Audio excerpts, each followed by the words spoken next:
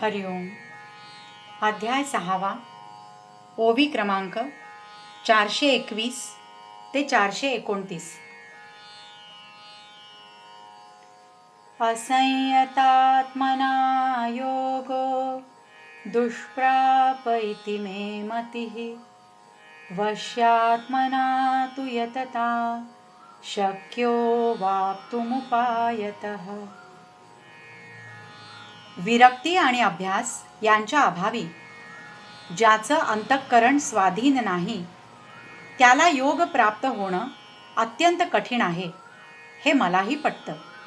परंतु ज्याचं अंतःकरण स्वाधीन आहे त्याने वर सांगितलेल्या उपायांनी प्रयत्न केला असता त्याला योग प्राप्त होणं शक्य आहे.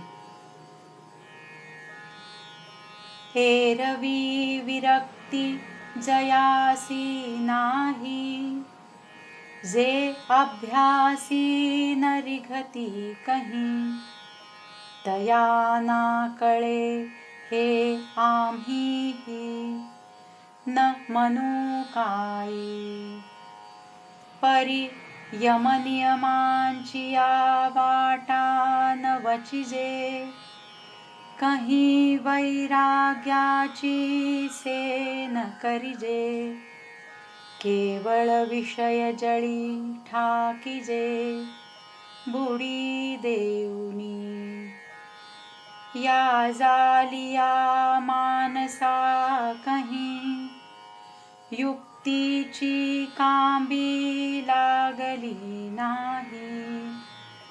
तरी निश्चल होईल काही, कैसे नि सांगे.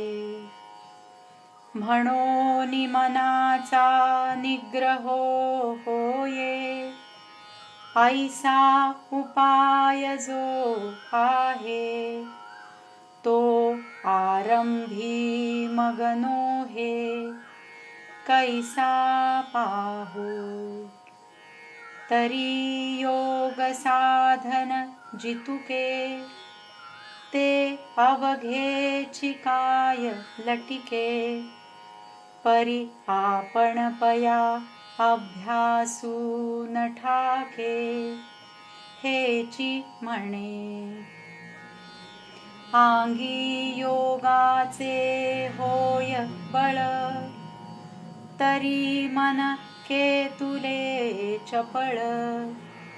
काय महदादी हे सकळ, आपू नोहे. तेथ अर्जुन म्हणे निके, देवो बोलती तेन चुके. साच योग बळेसीन तुके, मनोबळ. परितोची योगु कैसा केवी जाणू. आम्ही ये तुले दिया मातुही नेणो. म्हणून मना तेजी म्हणो, अनावर हे. हा आता आघवे या जन्मा, तुझे निप्रसादे पुरुषोत्तमा. योग परिचयो आम्हा, जाहला आजी.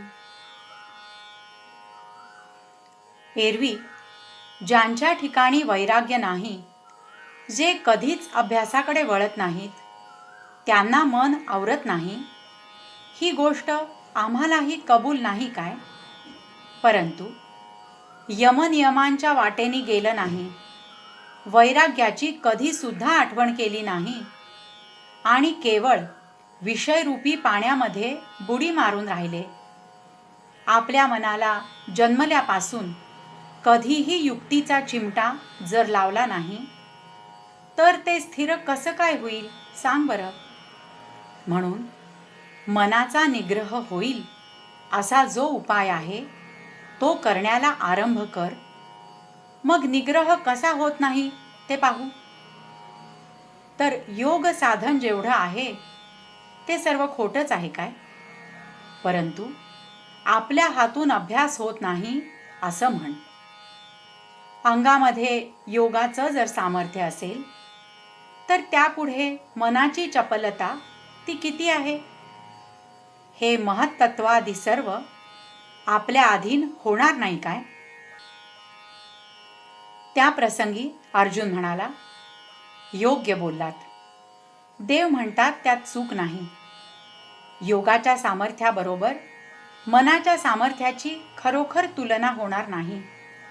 परंतु तोच योग कसा आहे आणि त्याचं ज्ञान कसं करून घ्यायचं ह्याची इतके दिवस आम्हाला वार्ताही नव्हती.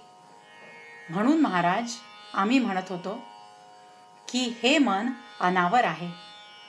कृष्णा, ह्या साऱ्या जन्मात तुझ्या प्रसादाच्या योगाने आता सांप्रत आम्हाला ही योगाची ओळख झाली.